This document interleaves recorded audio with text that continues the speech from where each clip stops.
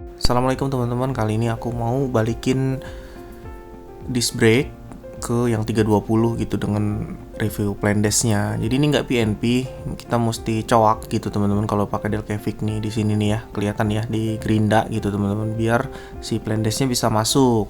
Nah kemarin sebenarnya aku udah nge-record gitu,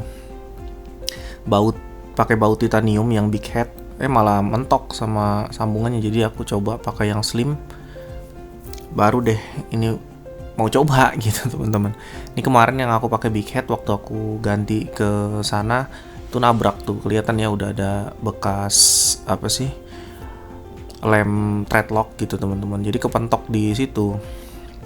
Nah kali ini aku mau coba pakai yang slim. Di sini aku mau tes dulu ya teman-teman, karena yang kemarin tuh waktu itu aku udah copot kaliper yang ada ini, malah ternyata pentok. Aku mesti bleeding ulang. Jadi kali ini aku nggak bakalan nyopot duluan, ini bakalan digeser dulu aja gitu, terus kita tes pakai sambungan Delcavic yang bawaannya FU gitu, kepentok apa enggak di disc brake-nya gitu teman-teman. Jadi ini kita kesampingin dulu lah, jadi nggak dicopot dulu. Kalau misalnya emang nggak bisa kita balikin aja gitu ya teman-teman.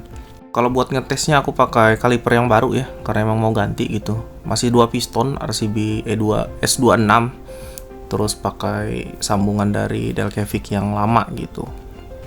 Kita tes biar jawab sekalian pertanyaan teman-teman kemarin.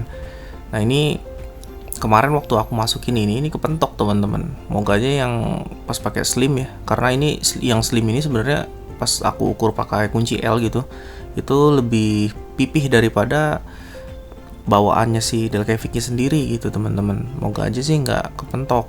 Nah kurang lebih visualnya jadinya kayak gini ya teman-teman, agak lebih condong ke bawah daripada seri E yang aku pakai sebelumnya yang warna hitam di belakang velg itu.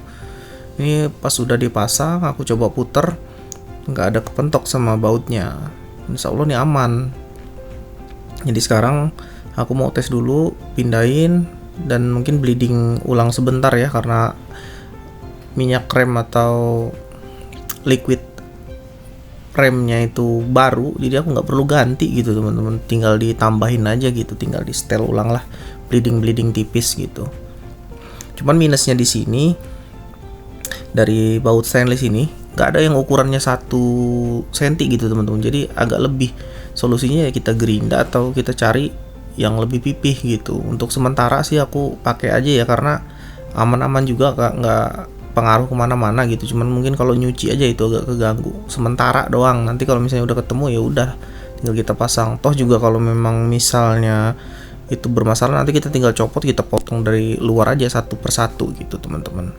Nah posisi selang rem atau kabel remnya ini posisinya agak nikung gitu ya teman-teman. Posisinya di atas, terus juga pembuangannya di atas gitu.